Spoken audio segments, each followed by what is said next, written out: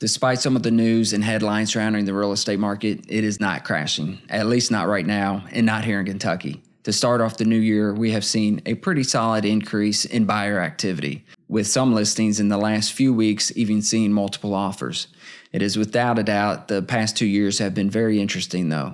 Just 2 months ago, pending sales for December was at its lowest since 2013. Last year, mortgage applications reached the lowest levels in more than 2 decades. New listings dropped to an all-time low to finish off 2022. Some of us in the industry really didn't know what to expect come January, but so far things have been pretty active. The keyword phrase, homes for sale, peaked back in the summer months of 2021, and to finish off the year, the index bottomed out at a low of 47, which is the lowest in over 2 years. The good news is it is up 18% from December. We will likely not return back to where we were 12 months ago, seeing record-breaking numbers and markets witnessing an increase of 20 to 30% in home prices. However, we may be slowly getting back to a more normalized market in the next year or two. Let's take a look at the real estate market here in Louisville, Kentucky. For the first month of 2023, we had 1,379 new listings.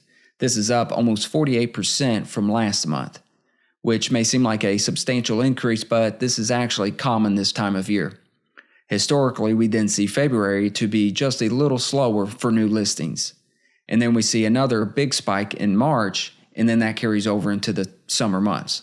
The number of pending home sales for January came in at 1,037, which is slightly up from the month before. Let's take a closer look at December. This was actually the slowest month that we have had since 2013. Which explains why we only had 829 homes that closed last month, the lowest number in almost 10 years. The average days on market climbed just a little bit to 51 days. Let's look at the median sale price for January.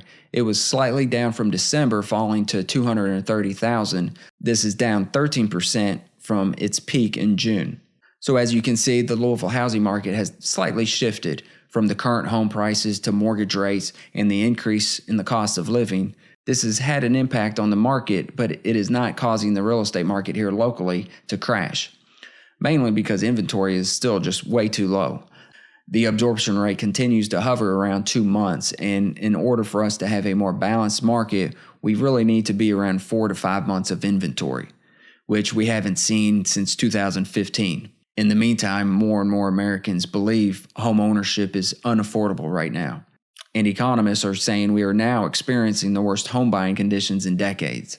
A couple months ago, chief economist Doug Duncan with Fannie Mae said, even though mortgage rates have come down recently, home purchases remain unaffordable for many due to the rapid rise in rates over the last year.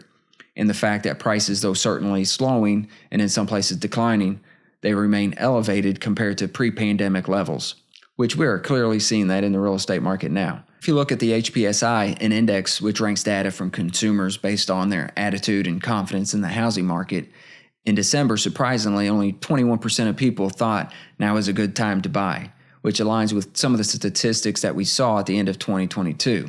However, on a positive note, this is up from the all-time low that we saw in October when it hit 17%. So based on the increase, we were thinking 2023 was headed in the right direction. However, for January, it dropped back down to 17%, which is not too shocking since there really hasn't been enough change in home prices. A few months ago, the National Association of Realtors shared the Housing Affordable Index for October. The index came in at 91, and in order for the real estate market to be affordable, the index needs to be at 100 or more. 91 put the index at its lowest level in more than 30 years.